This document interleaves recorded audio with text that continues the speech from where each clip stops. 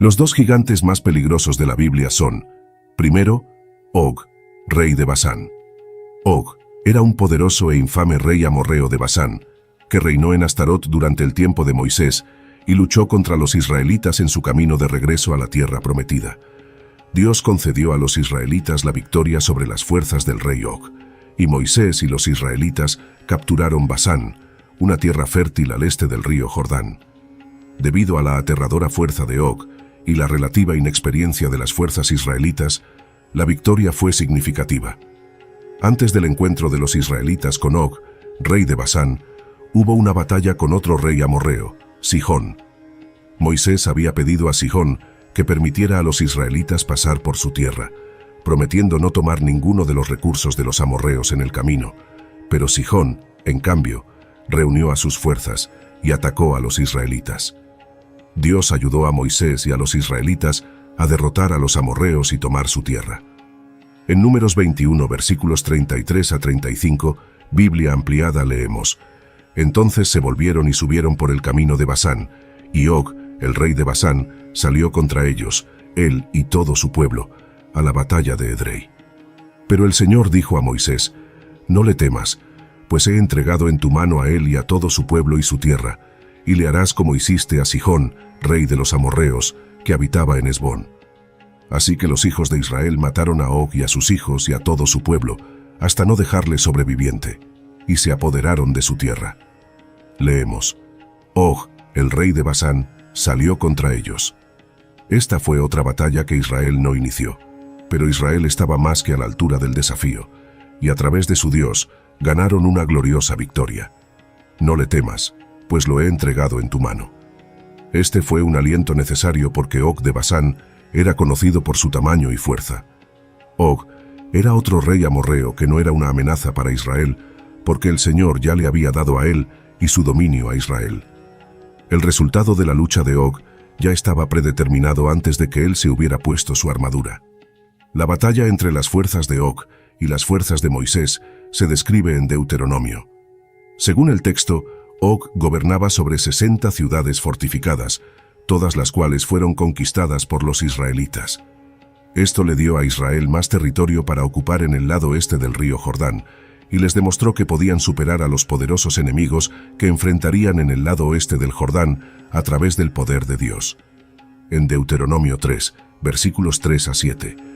Así que el Señor nuestro Dios también entregó en nuestras manos a Og, rey de Basán, y a todo su ejército. Los derrotamos, no dejando sobrevivientes. En ese tiempo tomamos todas sus ciudades. No hubo ni una de las 60 ciudades que no tomáramos de ellos. Toda la región de Argob, el reino de Og en Basán. Todas estas ciudades estaban fortificadas con altas murallas y con puertas y barras, además de una gran cantidad de aldeas sin murallas. Las destruimos completamente, como habíamos hecho con Sihón, rey de Hesbón, destruyendo cada ciudad, hombres, mujeres y niños. Pero todo el ganado y el botín de sus ciudades nos llevamos para nosotros. Como Sihón, Og llevó a todo su ejército a la batalla contra Israel, y en el caso de Sihón, Dios ya había decidido entregar al rey junto con todo su ejército y tierra a Israel. Israel destruyó toda la población y tomó control de todas las 60 ciudades en el reino de Og, que tenían las mismas altas murallas que las de Sihón. Cuando Dios decidió entregar a un enemigo a su pueblo, incluso ciudades fuertemente fortificadas no eran rival para el enemigo. En el futuro, cuando llegaran a Jericó, la ilustración más impactante de esa realidad tendría lugar allí. Él también era un hombre enorme, con una cama de hierro que medía 9 codos de largo y 4 codos de ancho, lo que equivale a 13 pies y medio de largo y 6 pies de ancho. La inclusión de este detalle resalta el tamaño de Og. Un hombre que necesitaba una cama de este tamaño era probablemente muy alto, 10 o 11 pies. Israel triunfó contra Sihón y Og y tomó control de sus extensas tierras en la ribera oriental del río Jordán después de que fueron derrotados. Era obvio que Og no era un gobernante débil. Israel no tiene ninguna razón para estar ansioso respecto al tamaño de sus oponentes. Todo lo que se requería de ellos era recordar cuán poderoso era su Dios. En Deuteronomio 3, versículo 11, Biblia ampliada. Porque solo Og, rey de Basán, quedó del remanente de los gigantes conocidos como los refaítas. He aquí, su marco de cama era un marco de cama de hierro. ¿No está en Raba de los amonitas? Medía 9 codos, 12 pies, de largo y 4 codos, 6 pies, de ancho, usando el codo de un hombre. Su colosal cama se había hecho famosa, y sin duda había sido guardada como un recuerdo. La noticia de la victoria se difundió rápidamente, infundiendo miedo en los corazones de aquellos en Canaán. Rahab, una prostituta de Jericó, creyó que el Señor tenía poder incluso sobre esa ciudad fuertemente fortificada, porque ella y otros habían oído de la victoria sobre Sihón y Og. En Josué 2, versículo 10, Biblia ampliada. Porque hemos oído cómo el Señor secó el agua del Mar Rojo para ustedes cuando salieron de Egipto, y lo que hicieron a los 2 reyes de los amorreos que estaban más allá del Jordán, al este, a Sihón y Og, a quienes ustedes destruyeron completamente. Moisés usó la victoria para animar a los israelitas mientras los dejaba a cargo de Josué y a punto de entrar en Canaán. Deuteronomio 31, versículo 4. En el Salmo 135, versículos 7 a 11.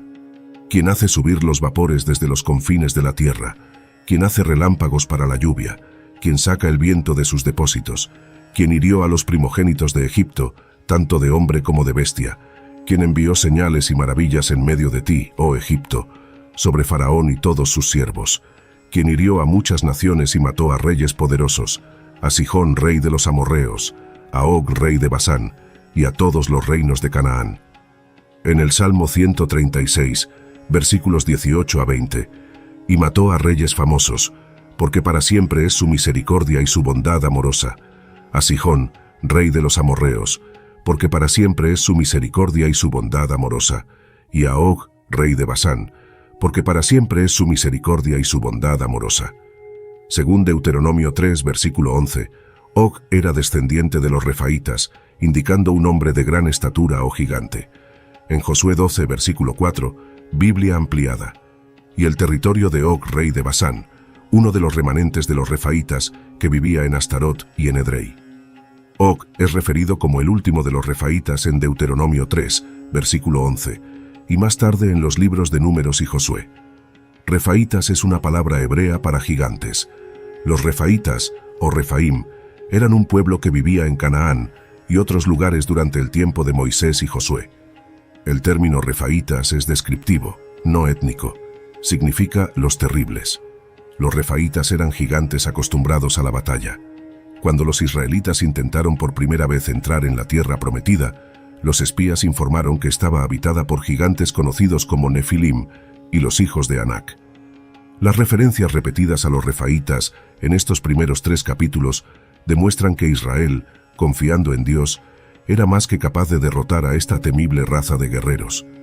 También demuestra que su miedo a estos hombres era infundado en Números 13, cuando se negaron a entrar en la tierra prometida. Sus excusas se muestran más débiles a la luz de las victorias de la siguiente generación. Nada es demasiado difícil para Dios, nada es imposible para Él. En Mateo 19, versículo 26, pero Jesús los miró y dijo, para los hombres esto es imposible, pero para Dios todas las cosas son posibles. Segundo Goliat. Goliat era un gigante filisteo. Los filisteos son enemigos de los israelitas y estaban reunidos para la guerra en este momento. No hace mucho tiempo que los filisteos fueron completamente derrotados, pero ahora están haciendo un regreso.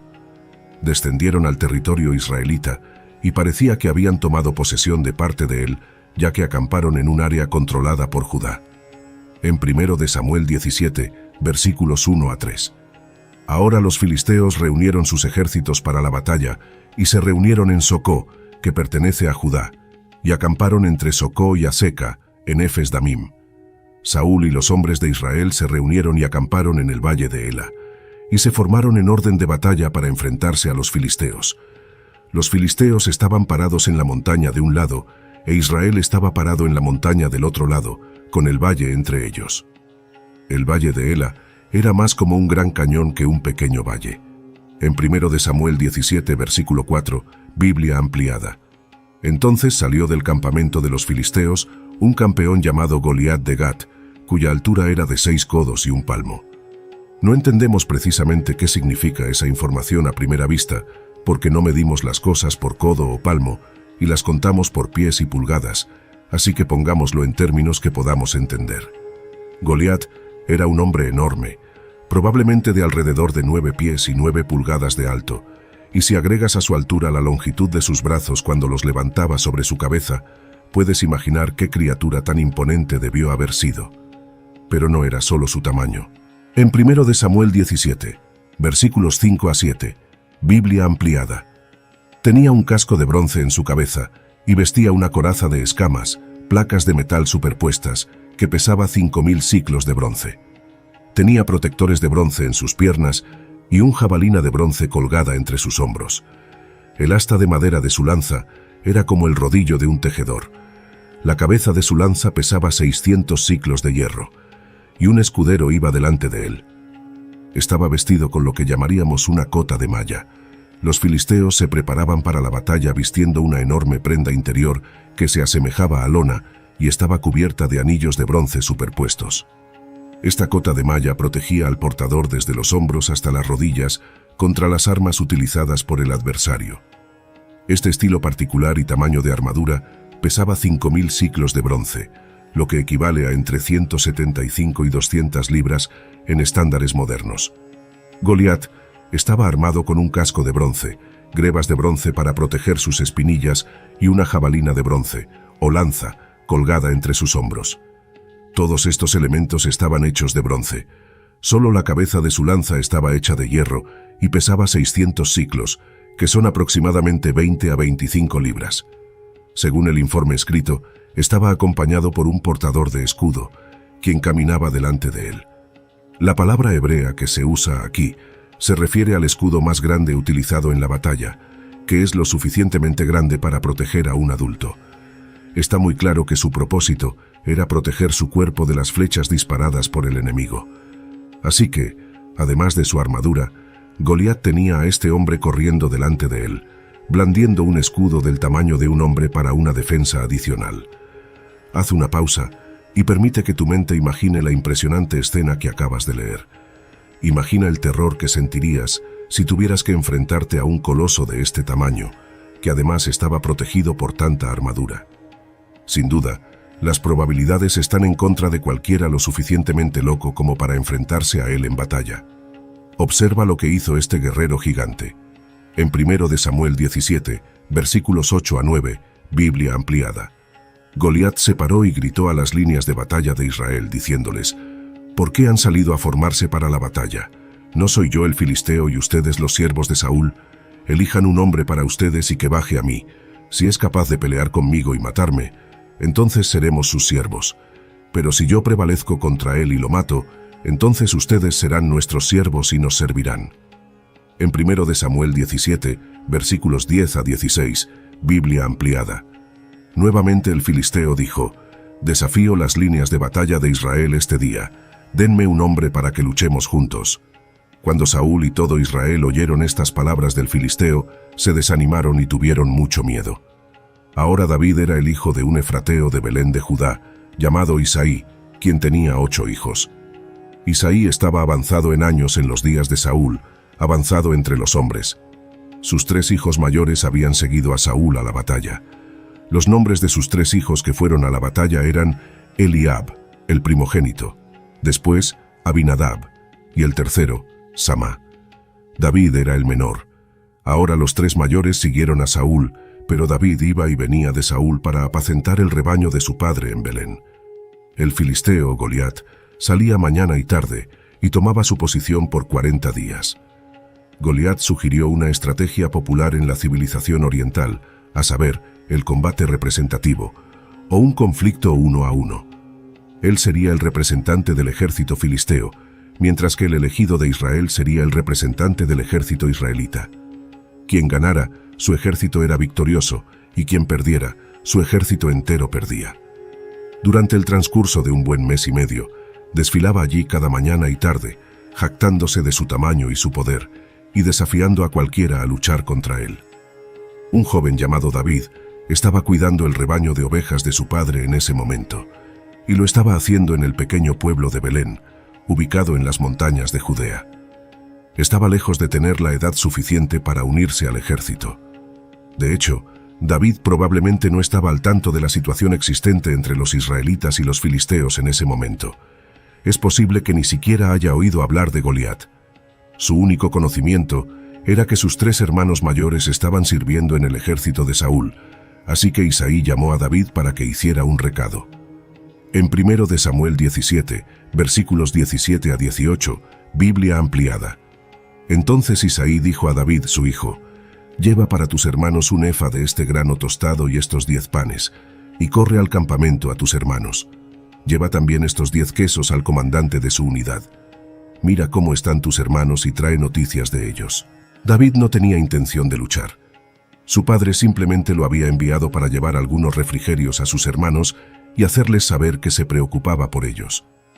El sol se levantó como cualquier otra mañana ese día para ambos, David y Goliat. No había advertencia, pero en realidad, el 41º desafío matutino de Goliat sería su último, y la vida heroica de David comenzaría. David se levantó temprano al día siguiente y hizo exactamente lo que su padre le había aconsejado. Dejó su rebaño de ovejas con otro pastor.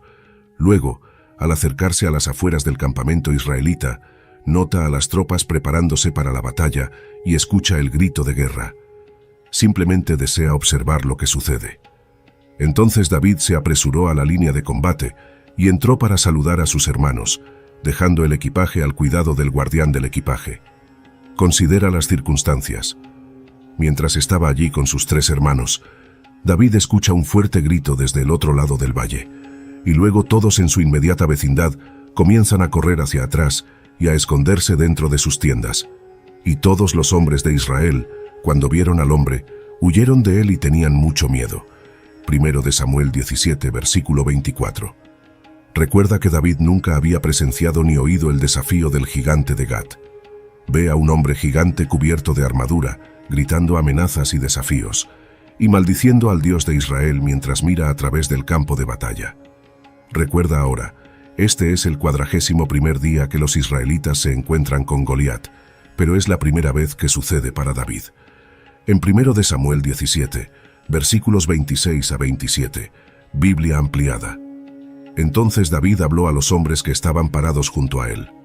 ¿Qué se hará por el hombre que mate a este filisteo y quite el oprobio de su desafío de Israel? ¿Quién es este filisteo incircunciso para que haya desafiado a los ejércitos del Dios viviente? Los hombres le dijeron: así se hará por el hombre que lo mate. Saúl había ideado un esquema para atraer a alguien a matar al gigante.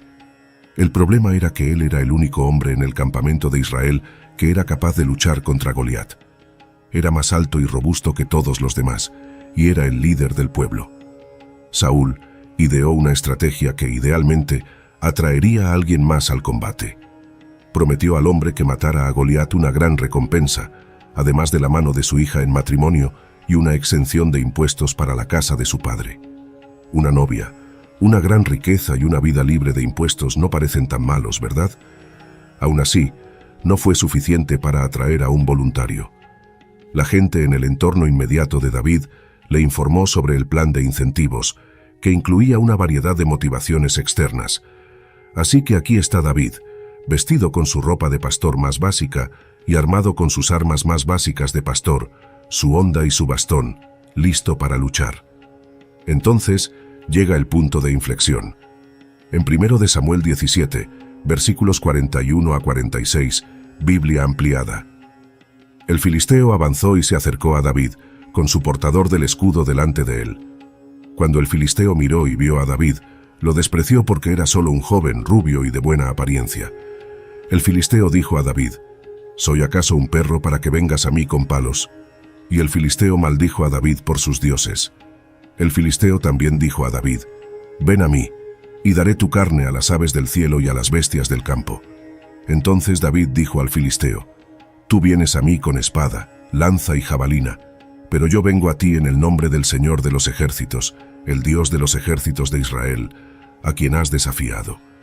Este día el Señor te entregará en mi mano, y yo te derribaré y te cortaré la cabeza.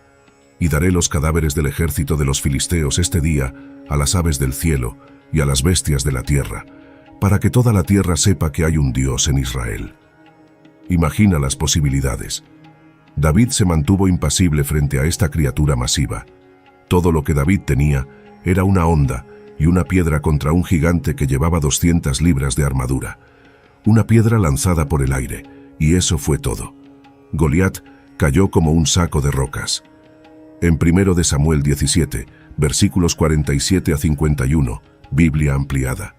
Y para que toda esta asamblea sepa que el Señor no salva con espada ni con lanza, porque la batalla es del Señor, y Él os entregará en nuestras manos. Cuando el filisteo se levantó y vino hacia adelante para encontrarse con David, David corrió rápidamente hacia la línea de batalla para encontrarse con el filisteo.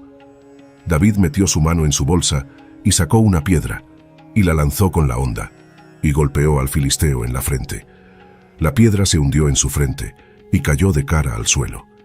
Así David prevaleció sobre el filisteo con una honda y una piedra, y derribó al filisteo y lo mató. Pero no había espada en la mano de David. Entonces corrió y se paró sobre el filisteo, tomó su espada y la sacó de la vaina y lo mató, y le cortó la cabeza con ella. Cuando los filisteos vieron que su campeón estaba muerto, huyeron. Después de eso, los filisteos no se quedaron. Se dispersaron cuando se dieron cuenta de que su campeón estaba muerto. Después de eso, David llevó la cabeza del filisteo a Jerusalén. En cuanto a las armas de Goliat, David tuvo que usar la propia espada de Goliat para matarlo. El narrador dice que el héroe guardó su arma dentro de su tienda. Simplemente permanecieron allí, como trofeos. Este conflicto crucial entre gigantes nos enseña 4 cosas. Primero, enfrentar gigantes es una experiencia intimidante. Con la perspectiva perfecta y una distancia segura de miles de años, podemos mirar hacia atrás a la osadía y victoria de Moisés y David. Sin embargo, considera, incluso con los ojos de la fe, cómo sería enfrentarte a la presencia intimidante de ese bruto. David, sin embargo, afirmó que mi Dios es más grande que él. Segundo, tienes que entrar en la lucha. Nadie más puede luchar por ti. Tu Og es tu Og, tu gigante es tu gigante, y tu Goliat es tu Goliat. Ah, no te preocupes, diría alguien más, pero es un Goliat para ti. Nadie más, ni siquiera un asesor o pastor, ni siquiera un padre o un amigo, puede luchar por ti. Tercero, confiar en Dios proporciona un sentido de seguridad. Moisés y los israelitas derrotaron a Og. Su confianza en Dios sirvió como una fuente de estabilidad en sus vidas. Cuando has pasado una cantidad significativa de tiempo de rodillas, es sorprendente cuán estable puedes volverte. Sin embargo, si intentas derrotar al gigante en persona, fracasarás. Cuarto, adquirir victorias es una experiencia que se quedará contigo. Se espera que recordemos los éxitos que hemos tenido en el pasado. Se espera de nosotros compartir nuestras historias de leones y osos, así como nuestras victorias personales contra Goliat. Quizás no sepas qué hay al otro lado del valle. Tal vez no tengas idea de qué es ese gigante, pero está allí, acechándote. Esa incertidumbre sola es enorme, pero en comparación con el Señor Dios mismo, di con fe. La batalla es tuya, Señor. Es tu lucha. Confío en ti. Entrego todas mis armas y habilidades a ti, y me presento ante ti, confiando en ti.